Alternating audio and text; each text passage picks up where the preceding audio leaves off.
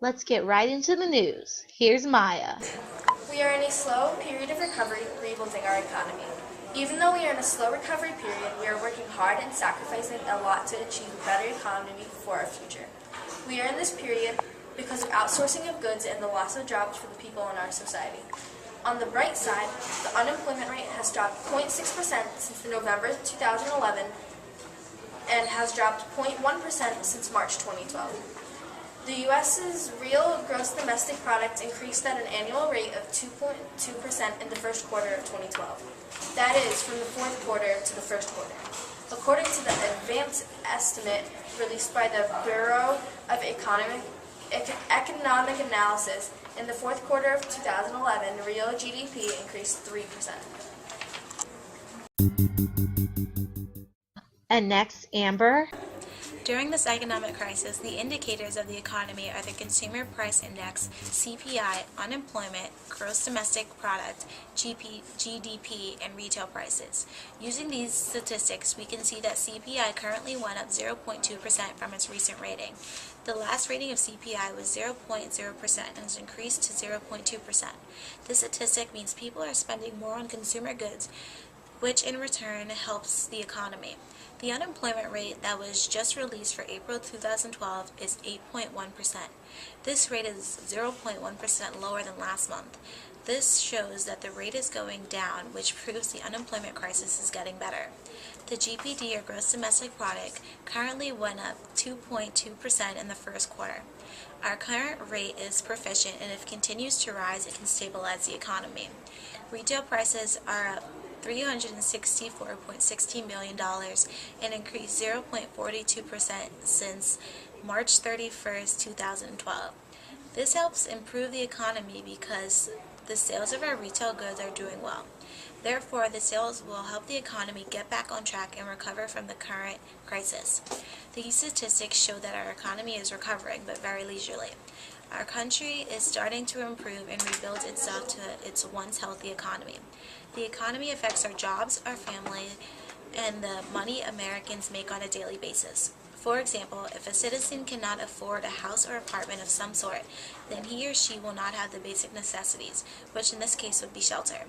We all as Americans have a responsibility to this country to care about the economy because it affects all of us.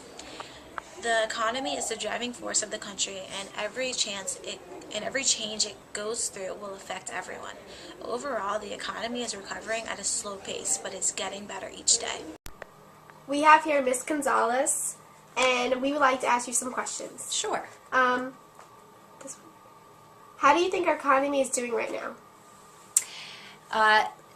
Everything that I'm hearing in the news is that there are signs of the economy improving and we're coming out of a recession. I don't think that the average American is going to see great improvement necessarily in the near future. I think it's going to be very slow growth.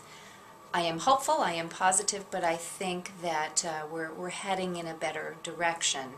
And I do think that politicians and our economic leaders, both in the United States and then globally, are very attentive to potential situations. For example, the debt crisis in Europe right now, particularly in Spain and Greece. I think everyone's keeping a very watchful eye in a way that they did not before, because I think that economists and politicians are going to try and avert future disaster. And Victoria? Possible causes for the current state of the economy includes the real estate crashes and the high unemployment rates. The real estate crash is one of the main reasons for the crisis of the economy. The specific crash has brought down the entire economy due to the high rates of foreclosure, causing the banks to close or go deep into debt. The crisis in this situation is resembled by the many Americans that go into foreclosure because the owners cannot pay for the house due to job loss. The previous crisis connects to the main reason of the crisis of our economy keeps flourishing. This reason is the high unemployment rates that are causing many Americans to be jobless, homeless, and struggling to survive as well as feed their families. This struggle stresses the topic of scarcity, which in this case would be jobs. Jobs provide money, which can improve the lifestyles of the citizens as well as provide for all of their needs. Hi, what do you think caused this downfall in the economy? Oh, that's a hefty question. I think it's many reasons. Probably the biggest is when all the banks collapsed about 3 or 4 years ago, and we haven't had a comeback since then. Everything just spiraled down for people to buy homes, for people to start up new businesses. There's no money out there. Thank you. Now let's hear from Nicole and Gabby. The first step to fix our economy is to purchase more American-made products. Local grocery stores and farmer markets will be obligated to lower their prices in order to bring more consumers to their stores. By doing this, we can ensure that our citizens pay for only the benefit of our country until our economy is back to a healthy state. When shopping at stores that only American-made products will allow more jobs to be created for American citizens, which lowers the amount of products we have to have shipped here, lessening the amount of money we spend in other countries. If consumers supply their needs by going to stores that manufacture goods from out of the country, we will be ignoring the current crisis while other countries prosper.